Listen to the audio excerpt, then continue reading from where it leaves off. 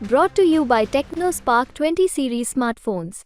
जैसा कि मैंने पहले कहा कि उन्होंने हर बार अपना नया पेतरा इस्तेमाल किया है। 2014 में आए थे, इंडिपेंडेंट चुनाव लड़े थे, जीते नहीं, खुद की ज़मानत जब्त कराई, भारतीय जनता पार्टी के साथ गठबंधन किया। उस टाइम भी हम लोगों ने कहा था कि यह तासीर मैच नहीं करती है दोनों कैंडिडेट और पार्टी की, और बात सही साबित हुई कि उन्होंने बहुत जल्दी वो गठबंधन तोड़ दिया। तीसरी बार अगर ये मौका आ रहा है और अगर उन्होंने इस बार गठबंधन कांग्रेस पार्टी के साथ करा है तो मुझे नहीं लगता कि काट की आंधी बार बार चढ़ेगी। नामांकन दाखिल किया है, किस प्रकार का जोश है, क्या है? देखिए, जोश तो पूरा ही है, भारतीय जनता पार्टी का माहौल है।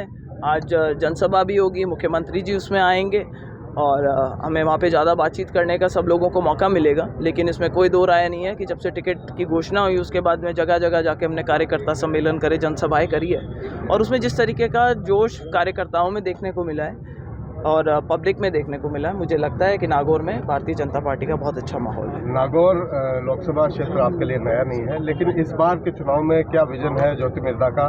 पार्टी नहीं है लेकिन क्या विजन वही पुराना है? देखिए, मेरी पहली प्राथमिकता तब भी नागौर में पानी को लेकर के आने की थी। जब मैं सांसद रही थी मैंने पूरे प्रयास किए थे और Indira Gandhi lift canal phase 2 का जो प्रोजेक्ट था वो पास कराने में अहम भूमिका मेरी रही थी। आज हमारी प्राथमिकता रहेगी कि घर घर जो जल जीवन मिशन है उसके तहत घर घर टूटी लग सके, लोगों को जो पानी की सुविधा है वो हो सके।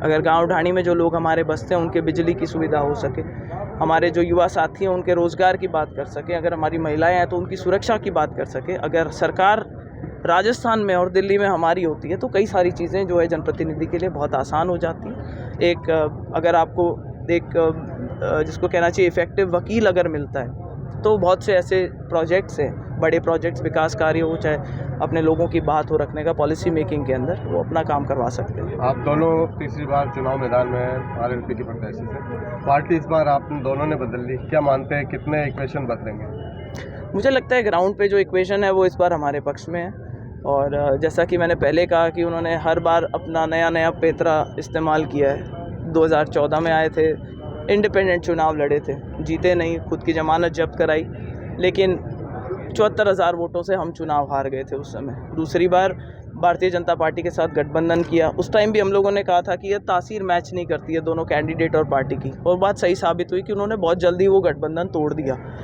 मुझे लगता है कि आज तीसरी बार अगर ये मौका आ रहा है और अगर उन्होंने इस बार गठबंधन कांग्रेस पार्टी के साथ करा है तो मुझे नहीं लगता कि काट की आंधी बार बार चढ़ेगी।